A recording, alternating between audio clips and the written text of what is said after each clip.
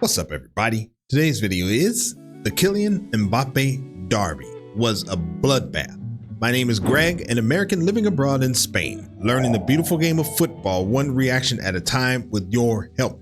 And today's video is brought to you by Football Iconic. I love his channel. He does great work.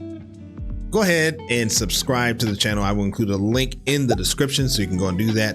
So this is going to be interesting because I posted a video about the coach of Real Madrid, which is Xabi Alonso.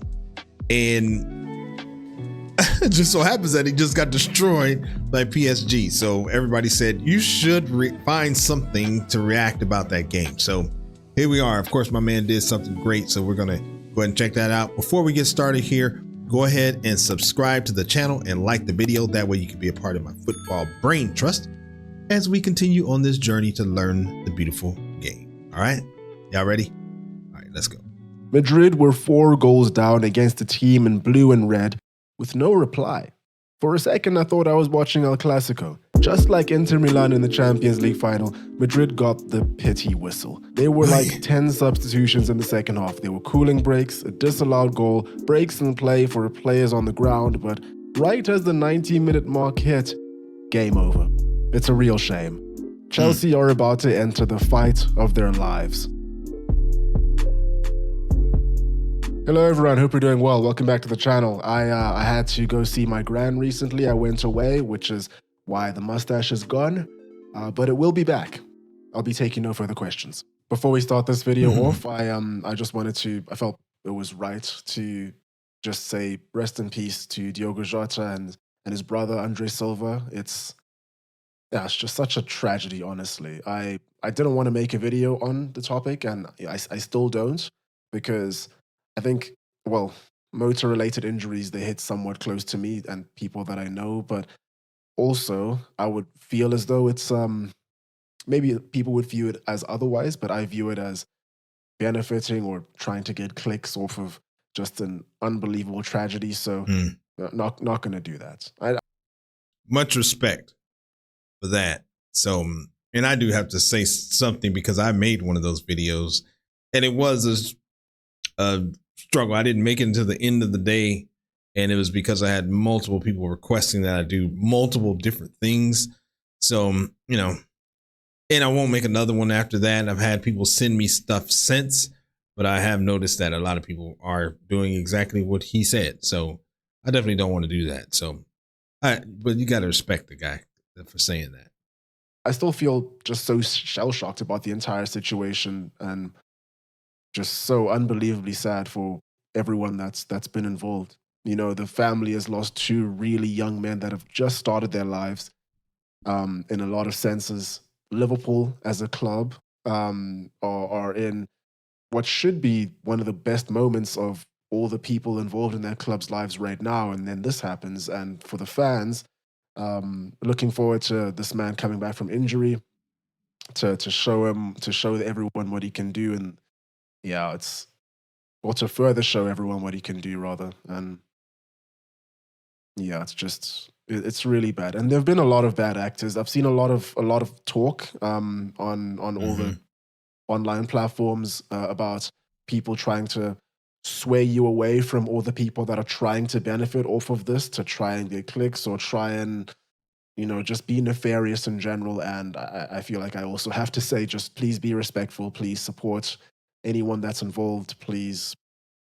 It's important that this sort of community just bands together for this sort of thing. And I have faith that people will get through this situation together. So yeah, maybe when the time is right, maybe in the future, maybe, I don't know, we'll do a really long, dedicated, tasteful tribute, but now is not that time. So nice. Yeah. Respect. The FIFA Club World Cup has now reached its final stage. A few days after the competition had started, I made a video talking about all of the grievances and the praise that the competition has managed to collect so far. And I must say, you know, for all of the denouncers and all the people that are saying terrible things about it and have been saying that since the beginning, The stadiums are full right now. The people are loud. The crowd looks like they're having fun. About 2.5 million viewers so far. In-game viewers, in-stadium viewers, sorry, people that have actually gone through turnstiles.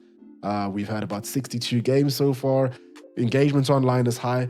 People care. Yes, there's a lot to squint your eyes about at the competition. FIFA, Trump, and all of that. Looks like FIFA just opened an office in New York at the Trump Tower. So that's interesting. I covered a lot of those, more well-known grievances and topics in that previous video, and I'm working on another longer video that just goes into the entire history of the relationship between FIFA and the US and all the ongoing and recent things that have. So I will admit that I don't know. I guess I kind of missed the whole World Cup because when it started, I had a few people that I've been talking to about football that just had some not great things to say about it and how it came about. So I'm sure I did myself a disservice, and also it was at the time where I kind of relaunched this channel. So I was super busy with that at the same time. So I don't know. I just really I don't think I was prepared to get into it and do live streams and all of that, which I do plan to do when I start watching, football games when the new season comes. So I don't know. I know I miss great matches. And anyway. So I just wanted to share that. Come up. So hopefully that one will be out soon, but we'll see.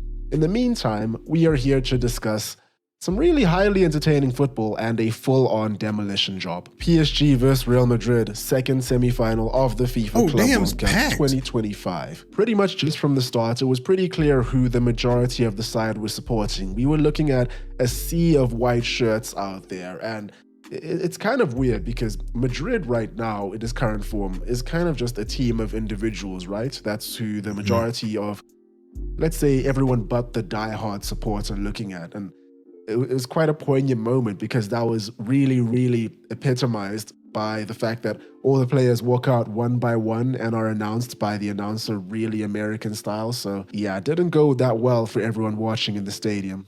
Many of them, at least. The PSG shirtless Ultra Army was in full effect. They were having a blast the whole game. Shirtless Ultra Army? Is that a thing? I haven't heard of that. As they have been this entire season. Good for them. Must be nice. What we've been seeing from PSG in this tournament isn't anything unlike what we've been seeing from them over the course of the year. It's always really interesting to me how relentless and demanding this PSG side is, not just of themselves, but of each other. Whenever they have to go hunting for the ball, pressing in, they always hunt in packs. There's always at least one leading and one following. And if the opposition team somehow manages to do the smart thing and gets the ball over to the space that's been vacated by the following player, you'll have a third man that's covering that ground. So you actually can't do anything about it.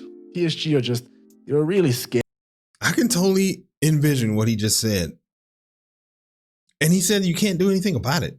So, and they did win the EuroLeague. Ooh. Sorry. I think that's what happened. So you actually can't do anything about it.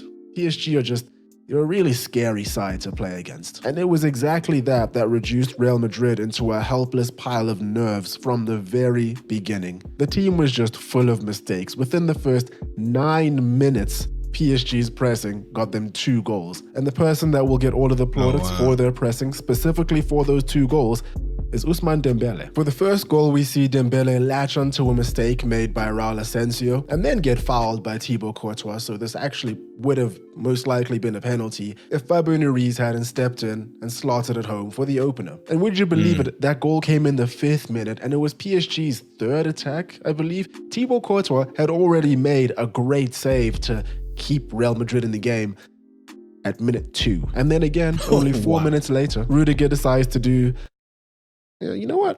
I'm not actually entirely sure what he's doing over here. Can anyone explain this? I think there were 2 times in this game where he just swiped at air.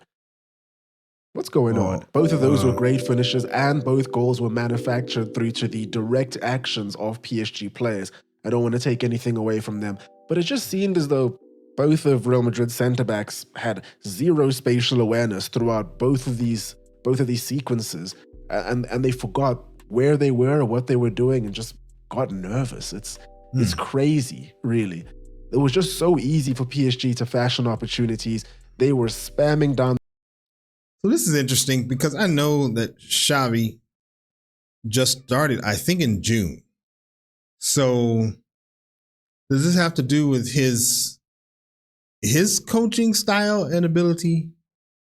Or has he not had enough time to bring them together? Like, I'm just wondering, like, what, because of course, he's a coach, so he's gonna have to take some blame, if not all the blame, or most of it anyway. So I'm just wondering, like, what that's all about. That right-hand side, Hakimi was having PSG to fashion opportunities. They were spamming down that right-hand side. Hakimi was having a fantastic game, really. Fabian Ruiz is such a glorious player. Great technique, very smart, always in the right place at the right time. I don't know who that is, but he's a glorious player, so it sounds like somebody I better get to know. Player, great technique, very a fantastic game, really. Say? Fabian Ruiz is such a glorious player, great technique, very smart, always in the right place at the right time. I have nothing but good words about him. And we all know that Dembele has gone into another stratosphere this season. Over 50 goal contributions in the season and counting. I don't know about you guys, but I've always just been a little bit confused about. That's Dembele? I thought that was somebody else. Damn, I got some work to do to get caught up on some of these current players. So don't worry, I have a lot of videos coming, but you still are welcome to send me. Actually, someone gave me a list of like 20 players. So maybe I'll include that in the community post and you can kind of check that out. But again, any newer current players you have, feel free to send those over. I've just been diving hard into the Messi and Ronaldo and Ronaldinho and all of those players. So whether they're counting the Club World Cup stats in the 24-25 season, from everything that I'm seeing, they are. So, Ballon d'Or. The third goal was giving me PTSD from every FIFA game that I played back in the day, back when I used to be a bit of an addict. Wait, hold on. Did I hear that right? He's saying that they're still counting like what they're doing here in this tournament counts towards Ballon d'Or? Is that what I heard him say? So, the 24-25 season, from everything that I'm seeing, they are. So, wait, hold on. I've always just been a little bit confused about whether they're counting the Club World Cup stats in the 24-25 season. From everything that I'm seeing, they are. So, oh wow. Ballon d'Or. The third goal was giving me PTSD from every FIFA game that I played back in the day, back when I used to be a bit of an addict. Just your standard L1-1-2 with a through ball while my defender does nothing about it. All of my defenders are nowhere to be seen, even though I didn't change my attacking profiles. They square the ball into the box, and look at that. The attacker just stops the ball, strokes it home. I'm never playing that game again. But this was not an isolated incident. I think I've already mentioned it so far in this video. PSG were having a lot of success down that right-hand side. Every single goal that they scored, bar the Ousmane Dembele goal where he just pressed Rudiger, came from the right-hand side, with Hakimi being involved in some way or form. The final goal by Ramos was just peak calmness. Again, coming from the right from Hakimi, recovered by Barcola. Magical feat. These guys are doing skills in the box as if they forgot they're playing against Real Madrid. Ramos does the most nonchalant drag back and shot. It's actually crazy. And then we see a great tribute as he honors his friend Diogo Jota with his celebration. And while we're talking about this, actually, I only recently found out that Diogo... Oh, that was Diogo Jota's celebration? So I only watched one highlight reel of him, and I didn't see him do that. So Jota with his celebration. And while we're talking about this, actually, I only recently found out that Diogo Jota was apparently #1 in FIFA at one point in 2021. I didn't know that. And if you didn't know, I guess now you do too. Luis Enrique just looked so happy over the course of this game. Every goal was just beaming smiles on his face. His team has now scored 10 goals against Atletico Madrid, Real Madrid, and Bayern Munich with no reply all within the space of about 2 weeks. PSG are very wow. likely about to win everything 2025 has to offer. Every day I pray that UEFA does the right thing and decides to not televise the Super Cup final. There will be young children watching. If PSG beat Chelsea no. and then Tottenham Hotspur all within a couple of weeks, after already having beaten Arsenal and dumped them out of the Champions League a couple of weeks ago, really at this point, I don't know if any Parisian will ever be safe in London ever again. If you're a Real Madrid fan and simply think your team was not trying or resting players or whatever excuse you want to make, you're doing your team a disservice. They were trying. The simple truth is that they were humiliated and need to improve. And listen, the truth goes for everybody in world football if they want to catch up to PSG. It's not an isolated incident.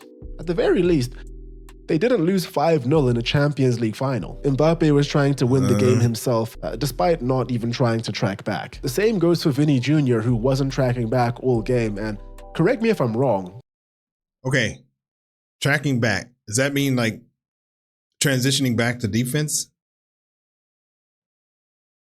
I don't know, that would be my guess. Is that what that means? The same goes for Vinny Jr., who wasn't tracking back all game, and correct me if I'm wrong, but Vinny Jr. not tracking back is an issue that's only come up in the 24-25 season, isn't it? Before that, he was praised quite a lot for how much he contributes to the team. I distinctly remember that when he was up for the Ballon d'Or, that was one of the talking points, but it seems as though ever since Mbappe has come into the fold and it's just been about how them two congeal together, it seems the general consensus is that that's no more. Am I wrong? Am I right? Madrid fans, everyone else, let me know. It really... That's interesting. But they played the same position, I think. Vinny Jr. and Mbappe. Is that right? I thought that was the case. Do you think that has something to do with it? Or... because I have heard people say that he did not have a good year this past year, so... He is always quite the sight to see. Am I wrong? Am I right? Madrid fans, everyone else, let me know. It really is always quite the sight to see Real Madrid so helpless and frustrated in the game. And I know I've said it quite a few times, but Madrid really did look scared for a lot of this game. Because of how easily PSG can transition, you were seeing them just not really challenge them up until they got into their final third quite frequently. And the craziest thing is that without Thibaut Courtois, the score should have been a lot more embarrassing. In any case, we've come to the final stage of the competition, and I guess as was predicted by a lot of people, we've got two European powerhouses in the final. We've seen crazier things happen before, but I just don't see this Chelsea side having what it takes to overcome these guys. They're too powerful. PSG have always been an exceptional side in terms of personnel since QSI took over back in 2011. They've always had great players. They've walked the French league, no questions asked. They've been fantastic. But it's always just been the final hurdle in the Champions League and whether they would be able to get there. And the only thing they were lacking was experience, and they were just probably a little bit scared. And now they don't have that. All of their fears, all their inhibitions are let loose. They can just go out and have as much fun as they want and work hard and win these games. And it's not just this young team, because yes, this current team is poised to become what a lot of people are calling a dynasty. I don't disagree with that. They very well can. They might not even be as good as they possibly can be, but it's everyone that comes after. You know, the thing about these big clubs, Manchester United, Liverpool, Chelsea, Barcelona, Real Madrid, every team, Bayern Munich, is that the youngsters walk through those halls and they see the trophies on the wall and they're like, okay, this club has that culture. I'm going to be part of it. PSG has that now. So we should all be afraid. But then again, the Club World Cup final hasn't even happened. You know, they could just have a monumental choke and lose against Chelsea, and then all that credit that they've worked for is down the drain. Who do you guys think is going to win? Let me know in the comments below. There we have it. That's all for me today. Hope you guys enjoyed. Hope you're having a great day. Cheers, and I will catch you.